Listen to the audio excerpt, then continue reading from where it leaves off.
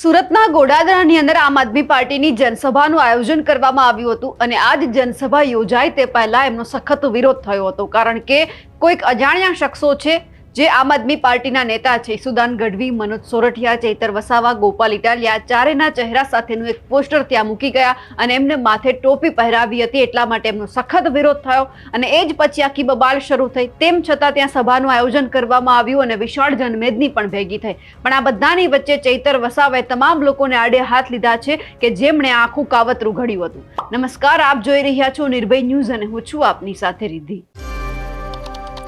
સુરતના ગોડાદરાની અંદર જનસભાનું આયોજન કરવામાં આવ્યું અને ચૈતર વસાવાએ ભાજપના તમામ નેતાઓ અને સાથે સાથે એ તમામ લોકોને જેમણે આખું આ કાવતરું કર્યું હતું, જે પોસ્ટર મૂકીને ગયા હતા, માથે ટોપી પહેરાવી હતી અને એ જ પછી VHPMનો વિરોધ કર્યો, એટલે ચૈતર વસાવા જાહેર મંચ ઉપરથી ભડક્યા અને કહી દીધું અને હવે અમે પણ ઈંટનો જવાબ પથ્થરથી આપીશું। ભલે ભાજપના નેતાઓ એવું વિચારતા હોય કે કોઈ પણ જગ્યા ઉપર આમ આદમી પાર્ટીની અમે સભા નહીં થવા દઈએ, પરંતુ અમે પણ ચોખ્ખું કહી દઈએ છીએ કે જો અમારી સભા અટકાવવાનો પ્રયત્ન કરવામાં આવશે તો પછી આવનાર સમયની અંદર આદિવાસી અમારા જેટલા પણ વિસ્તાર છે, એક પણ વિસ્તારની અંદર ભાજપની સભા અમે નહીં થવા દઈએ, આવી ચેલેન્જ ફેંકી દીધી છે। અને જે વ્યક્તિએ આખા પોસ્ટરમાં એમને ટોપી પહેરાવીને જે સ્ટેન્ડી મૂક્યા હતા તેમની જ બાબતે ચૈતર વસાવા હવે શું કહી રહ્યા છે તે પણ સાંભળીએ। ભારત માતા કી। આવું ઢીલું ઢીલું ના ચાલે ભાઈ, હા કે એવી ગૂંજ લાગવી જોઈએ કે આજુબાજુ ભાજપના લોકો હોય એમના કાનના પડદા ખુલી જાય। ભારત માતા કી, ભારત માતા કી। ધન્યવાદ। પરિવર્તન સભામાં ગોડાદરા ખાતે આજે મંચસ્થ ઉપસ્થિત પાર્ટીના પ્રદેશ પ્રમુખ શ્રી ઈસુદાનભાઈ ગઢવી સાથે આજના આ કાર્યક્રમમાં મંચસ્થ ઉપસ્થિત મહાનગરપાલિકા સુરતના વિપક્ષના નેતા એવા પાયલબેન સાકરિયા, સાથે દક્ષિણ ઝોનના પ્રભારી અને સંગઠન મંત્રી એવા રામભાઈ ધડુક, સાથે સુરત જિલ્લા પ્રમુખ એવા ધર્મેશભાઈ બંડેરી, સાથે સુરત લોકસભાના ઇન્ચાર્જ એવા રજનીભાઈ વાઘાણી, સાથે તમામ મંચસ્થ આગેવાનો અને ભાજપના ડર, ભાજપની ધમકી અને એનાથી પણ ગભરાયા વગર મોટી સંખ્યામાં અહીં ઉપસ્થિત થયેલા તમામ વડીલો, યુવાનો, માતાઓ, બહેનો બધાને ચૈતર વસાવાના નમન કરું છું। હું તમને બધાને વંદન કરું છું। સાથીઓ, હમણાં જ હું રસ્તે આવતો હતો અને સમાચારમાં જોયું કે ભાજપના જ વડોદરા જિલ્લાના 5 જેટલા ધારાસભ્યએ મુખ્યમંત્રીને પત્ર લખ્યો અને એવી વેદના વ્યક્ત કરી કે છેલ્લા 30 વર્ષથી ભારતીય જનતા પાર્ટીનું શાસન છે, એક હત્તું શાસન તાલુકા, જિલ્લા પંચાયતથી લઈને મહાનગરપાલિકાથી લઈને ગુજરાત સરકાર, દેશની સરકાર ભારતીય જનતા પાર્ટીની હોય અને શાસક પક્ષના ધારાસભ્ય તરીકે અમારી રજૂઆત અમારા કલેક્ટર નથી સાંભળતા, જિલ્લાના જિલ્લા વિકાસ અધિકારી નથી સાંભળતા, કમિશનર નથી સાંભળતા, SP નથી સાંભળતા, એવી આજે એમણે રજૂઆત કરી, એક પત્ર પાઠવ્યો। ત્યારે સાથીઓ વિચાર કરો, આ 30 વર્ષના એક હત્તું શાસનમાં ભારતીય જનતા પાર્ટીના પોતાના ધારાસભ્યને કોઈ સાંભળતું ના હોય, ભારતીય જનતા પાર્ટીના ધારાસભ્યનું કોઈ માનતું ના હોય, તો તમારા અને અમારા જેવા સામાન્ય નાગરિકોની તો શું દશા થતી હશે। આજે 30 વર્ષના શાસનમાં ભારતીય જનતા પાર્ટી માત્ર ને માત્ર ભય, એક ડર પેદા કર્યો છે કે કોઈ પણ ભારતીય જનતા પાર્ટીને સવાલ પૂછો। ખેડૂત, હમણાં થોડા દિવસ પહેલા આંકલાવના એક ખેડૂતે ત્યાંના સરપંચના વિરુદ્ધમાં મુખ્યમંત્રીને રજૂઆત કરી તો એ ખેડૂત પર એને સળગાવીને મારી નાખવાના પ્રયાસો થયા। કોઈ વિદ્યાર્થી એમના શિક્ષણની અધિકારો માંગે, કોઈ યુવાન આ સરકારમાં રોજગાર માંગે, કે કોઈ સ્વાસ્થ્ય માટેની રજૂઆત કરવા જાય, કોઈ પીવાનું શુદ્ધ પાણી મળે એની રજૂઆત કરવા જાય, કોઈ વીજળી મળે એની રજૂઆત કરવા જાય, ત્યારે આ ભારતીય જનતા પાર્ટીના નેતાઓ એમને ડરાવે, ધમકાવે, પોલીસનો ઉપયોગ કરે, પોલીસને ત્યાં મોકલે, એમના પર રેડ પડાવે, ખોટા કેસ કરાવે અને એમને દબાવવા માટેનું કામ કરે છે। આજે આપણી વચ્ચે શ્રવણભાઈ જોશી નથી, એનું અમને દુઃખ છે। જે શ્રવણભાઈ જોશીએ એમના સમાજ માટે અવાજ ઉઠાવ્યો, સુરતની જનતા માટે અવાજ ઉઠાવ્યો, સુરતની જનતાને સુવિધા મળે એના માટે અવાજ ઉઠાવ્યો, ત્યારે આ ભારતીય જનતા પાર્ટીના નેતાઓને ગમ્યું નહીં અને શ્રવણભાઈ જોશી પર ખોટો કેસ કરીને એમને જેલમાં મોકલ્યા છે. પણ સાથીઓ, શ્રવણભાઈ જોશી એકલા નથી. શ્રવણભાઈ જોશી સાથે આમ આદમી પાર્ટી પૂરી ગુજરાતની પાર્ટી ઊભી છે. તમે જોયું હશે, અમે પણ અમારા વિસ્તારના લોકોના અવાજ બનીએ, ત્યાંના યુવાનોને રોજગાર મળે એની વાત કરીએ, ત્યાંના ખેડૂતોને સિંચાઈના પાણી મળે, પાકના ભાવ મળે એની રજૂઆત કરીએ, આદિવાસીઓ માટે બોલીએ, વિધાનસભામાં સરકાર સામે બોલીએ. અને આ ભારતીય જનતા પાર્ટીની સરકારને ગમે નહીં. મને પણ 2 વખતે મારા પરિવાર સહિત એક વખત અને મને એક વખત જેલમાં નાખ્યા.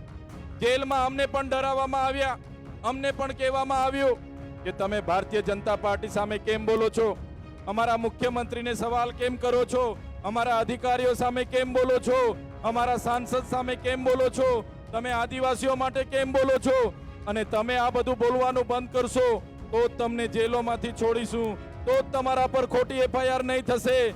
ત્યારે પણ અમે કીધું હતું, આમ આદમી પાર્ટીના જે પણ હશે, એ ચાહે ચૈતરભાઈ વસાવા હોય, એ ચાહે શ્રવણભાઈ જોશી હોય, એ ચાહે ગોપાલભાઈ ઇટાલિયા હોય, એ અમારા રામભાઈ હોય, એ અમારા પ્રવીણભાઈ રામ હોય, રાજુભાઈ કરપડા હોય, એ ગુજરાતની જનતાનો અવાજ બનવા વાળા લોકો છે. તમારી તાનાશાહી સામે અમે ડરવા વાળા લોકો નથી. અમે તમારી તાનાશાહી સામે લડીશું. 30 વર્ષના શાસન દરમિયાન તમે માત્ર ને માત્ર સામાન્ય જનતાને હેરાન કરી છે, પરેશાન કરી છે, પોલીસનો ઉપયોગ કરીને ડરાવવા અને ધમકાવવાનું કામ કર્યું છે. ત્યારે આજે જનતા એક પરિવર્તન ઈચ્છી રહેલી છે. અને સાથીઓ, માન્ય કેજરીવાલજીની માર્ગદર્શનથી, ગુજરાતના પ્રદેશ પ્રમુખ ઈસુદાન ગઢવીના માર્ગદર્શનથી આવનારા દિવસોમાં પૂરા ગુજરાતમાં પરિવર્તન આવી રહ્યું છે. અને પૂરા ગુજરાતમાં આવનારી તાલુકા જિલ્લા પંચાયતો હશે, આવનારી મહાનગરપાલિકાઓ હશે, કે આવનારા 2027ની વિધાનસભાની ચૂંટણી હશે, આમ આદમી પાર્ટી પૂરા ગુજરાતમાં પૂરી મજબૂતાઈથી લડવાની છે અને પૂરા ગુજરાતમાં જીતવાની છે. સાથીઓ, થોડા વર્ષ પહેલા આજ ગુજરાતમાં ભાજપ અને કોંગ્રેસ જે વર્ષોથી શાસનો કરે, એમના લોકો સાથે મળીને શાસનો કરે, ગઠબંધન કરે, અંદર ખાને એમનું ગઠબંધન ચાલે. એમણે વાતો કરી કે ત્રીજો મોરચો અહીંયા ચાલશે નહીં, ત્રીજી પાર્ટી અહીંયા ચાલશે નહીં.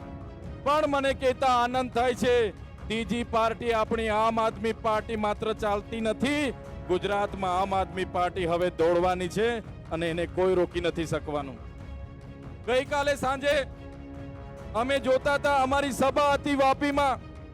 એ સભા પતાવીને અમને સમાચાર મળ્યા, સમાચારના માધ્યમોથી જાણવા મળ્યું, અહીંના કેટલાક લોકોએ અમારા જે આમ આદમી પાર્ટીના નેતાઓની અહીંયા સભા નહીં થાય, આમ આદમી પાર્ટીના લોકો ભેગા નહીં થાય, પોતાના હકની વાત ના કરે, પોતાના અધિકારોની વાત ના કરે, એ રીતે નિમ્ન કક્ષાની રાજનીતિ એ લોકો કરે છે. ત્યારે એવા નિમ્ન કક્ષાની રાજનીતિ કરનારા એ ભાજપના લોકોને પણ હું કહેવા માંગુ છું, અમે માન્ય કેજરીવાલજીના સૈનિકો છે, અમે આમ આદમી પાર્ટીના સૈનિકો છે, અમે ગુજરાતની જનતાના અવાજ છે. તમારી આ નિમ્ન કક્ષાની રાજનીતિથી અમે ડરવા વાળા લોકો નથી, અમે તમારી સામે લડવા વાળા લોકો છે, અમે ક્યારે તમને ડરવા વાળા લોકો નથી. સાથીઓ, જ્યારે તમે શિક્ષણની વાત કરો ત્યારે આ ભારતીય જનતા પાર્ટીના લોકો તમને ભારત પાકિસ્તાનની વાત કરશે, તમે રોજગારની વાત કરશો તો આ ભાજપના લોકો તમને હિન્દુ મુસ્લિમની વાત કરશે, તમે મૂળભૂત સુવિધાઓની વાત કરશો તો તમને મસ્જિદ અને મંદિરની વાત કરશે. આ એમણે લોકોને ગેરમાર્ગે દોરવા માટે ના પ્રયાસો એ લોકો કરે છે. પણ અહીંયા ઉપસ્થિત હજારો મારા વડીલો, મારા યુવાનો, મારી માતા બહેનોને હું સલામ કરું છું કે આ ભાજપની તાનાશાહી પણ તમે ઝૂક્યા વગર, આ ભાજપની દાદાગીરી સામે તમે ઝૂક્યા વગર, આ ભાજપના નેતાઓની ગુંડાગીરી સામે તમે ઝૂક્યા વગર આજે હજારોની સંખ્યામાં અહીંયા ઉપસ્થિત થઈને એ લોકોના ગાલ પર તમે તમાચો મારી દીધો છે. એ બદલ તમને હું અભિનંદન આપું છું. સાથે ભાજપના લોકોને આ મંચ પરથી કહેવા માંગુ છું, સાંભળી લે એ લોકો, અમે કોઈ કોંગ્રેસના આલિયા માલિયા લોકો નથી, અમે આમ આદમી પાર્ટી અરવિંદ કેજરીવાલજીના સૈનિકો છે. અમને સણસેડશો નહીં, અને અમને જે દિવસે સંસેડવાનું કામ કરશો તો ઈંટનો જવાબ પથ્થરથી આપવા માટે પણ અમે તૈયાર છીએ. દેશના બંધારણે અમને અધિકાર આપ્યા છે. દેશના બંધારણના અમુકે અમને કીધું છે સમાનતા, સ્વતંત્રતા, બંધુતા, લોકશાહી, ધર્મનિરપેક્ષતા, અને એના અંદર અમને અધિકારો મળ્યા છે. અમે કોઈ પણ મહોલ્લામાં મીટિંગ કરી શકીએ છીએ, કોઈ પણ જગ્યાએ અમારી સભા કરી શકીએ છીએ. ત્યારે ભારતીય જનતા પાર્ટીના લોકોને અમે કહેવા માંગીએ છીએ, આ પ્રકારની સભાને રોકવા માટે, અમારા લોકોની મીટિંગોને રોકવા માટે, અમારા નેતાઓને ખોટા ચિતરવા માટેના પ્રયાસો બંધ કરી દેજો અને અમારી સભાઓને અટકાવવાના પ્રયાસો બંધ કરી દેજો અને અમને છંછેડવાનું બંધ કરી દેજો.